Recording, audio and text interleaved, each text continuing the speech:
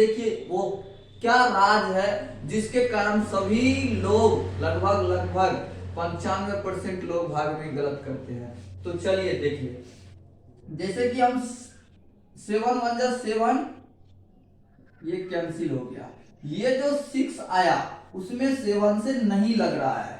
उस कंडीशन में हमें पढ़ाया गया है कि दूसरे संख्या को उतारने के लिए यहाँ पे शून्य दिया जाता है, लेकिन ये ऐसा नहीं किया जाता है। ये बात सही तरीके से जिस तरह से आप जानिए, लेकिन आप एक बात याद रखिए कि ये 6 यहाँ है, 6 में 7 से नहीं लग रहा है भाग, इस कारण से दूसरा संख्या जो उतारा जाता है उस कारण से यहाँ पे शून्य कभी भी नहीं दिया जाता है। तो हमेशा याद रखिएगा कि कोई भी संख्या यहाँ पे उतरेगा उसमें भाग लगाना ही लगाना है, चाहे दूसरा उतरे या ना उतरे। तो चलिए यहाँ पे हमको 7 से 1 से नहीं लगता है तो 0 से लगाएंगे। तो 0 से लगाएंगे पर क्या हो जाएगा, तो 6 में 0 घट गया, 7 गुना 0 क्या होगा 0, और 6 में से 0 गया, अब 6 हुआ। अब ये घटाने वाली संख्या बच गया, यहाँ से डायरेक्ट उतरने वाली ये संख्या नहीं है, ये घटाने के बाद जो निकला है वो शेष बन गया। अब वो शेष बन गया है, अब वो यहाँ की संख्या नहीं रहा। आशा करते हैं समझ में आ रहा होगा। अब दूसरा बात यहाँ पे डायरेक्ट 3 उतरेगा, तो अब 7 से ये आराम से लग जाएगा। कितना मरतबे लगेगा आप लोग को पता होगा, 9, यानी 7 9 जा 63, ये कैंसिल हो गया। अब पुनः आप देखिए यहाँ पे क्या आएगा, 8 आएगा, और 8 आने के बाद क्या होगा,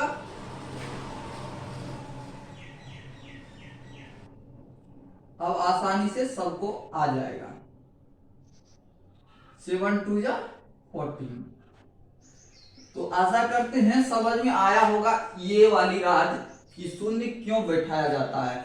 अब सही से आप इस सवाल को बना सकते हैं। तो चलिए हम इसको बनाने की कोशिश करते हैं। तो आप यहाँ पे अगर अभी भी पूरी तरह से इसको नहीं देखेंगे तो शायद वो सवाल जरूर गलत हो सकता है आपको अभी बनाने पर। अगर आप वीडियो को पूछ करके इस सवाल को बनाना चाहते हैं तो एक बार बना के जरूर बताएं, और आशा करते हैं आपका सवाल सही बनेगा। चलिए हम यहाँ पे पुनः इसको दिखाने का कोशिश करते हैं कि इसमें क्या कठिनाई है सवाल बनाने में। तो चलिए 8 से हम यहाँ पे लगाएंगे, तो 8 से 6 में नहीं लगेगा तो हम शून्य से भी लगा सकते हैं, लेकिन कोई बात नहीं, पहली संख्या है तो शून्य से नहीं भी लगाएंगे तो चलेगा, लेकिन शून्य से लगाने से ठीक रहता है। जैसे कि कभी कभी दशमलव का संख्या निकालते समय आपको पता होगा कि दशमलव डायरेक्ट देते हैं, उससे पहले शून्य लगाने की जरूरत पड़ जाता है।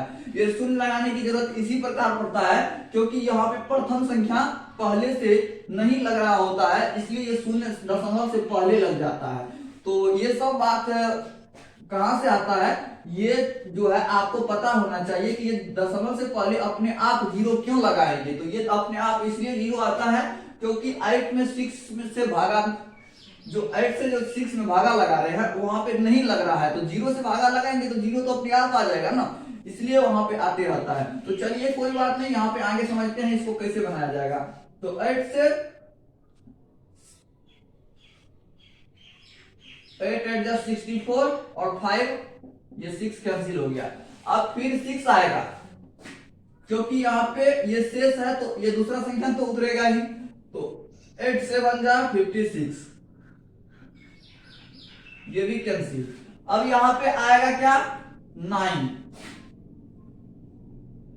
अब फिर से 1, 8 1 जा 8, 9 में से 8 गया 1, फिर यहाँ पे आएगा 6, 8 2 जा 16 जब हो जाएगा तो यहाँ पे ये दोनों कैंसिल हो गया और 3 आ गया। और बहुत आदमी क्या करते हैं, यहाँ पे 3 में जब 8 से नहीं लगता और आगे कोई भी संख्या नहीं दिखाई देता है, उस कंडीशन में यहाँ पे 0 बैठाने का कोशिश नहीं करता है और यहीं पे छोड़ के कहता है आंसर हो गया। और ऐसा नहीं करना है, ये 3 आपका अभी शेष नहीं है। 3 क्या आपका शेष है, नहीं है, 3 अभी डायरेक्टली यहाँ पे उतरा है और 3 अभी शेष नहीं बोल सकते 3 को। तो शेष बताने के लिए हमने बताया था जब डायरेक्ट यहाँ पे उतरेगा वो छोटा हो या बड़ा हो उसमें भागा लगाना है। तो भागा लगाने के लिए क्या करेंगे, 8 से 3 में नहीं लग रहा है तो 8 से 1 मरतबे नहीं लगता, 0 मरतबे तो लगेगा ना। तो 8 से 0 से लगाएंगे, 0 8 0 जब 0 होता है और 0 3 में से 0 गया 3, अब ये शेष हो गया आपका, ये आपका अब शेष हुआ 3 और ये आपका आंसर हुआ।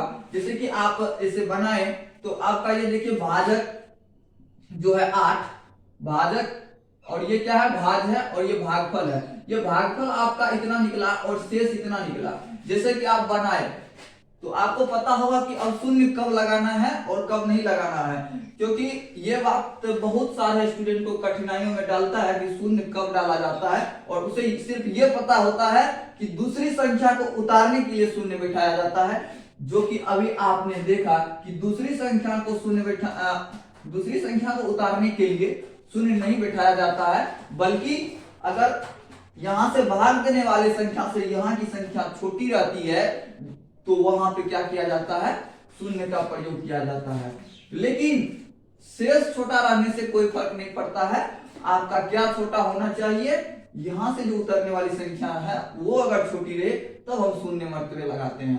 आशा रखते हैं आपको समझ में आया होगा कि शून्य का उपयोग क्यों किया जाता है और कब किया जाता है। ऐसा भूल कभी नहीं कीजिएगा, क्योंकि इसका प्रूफ एक ही है।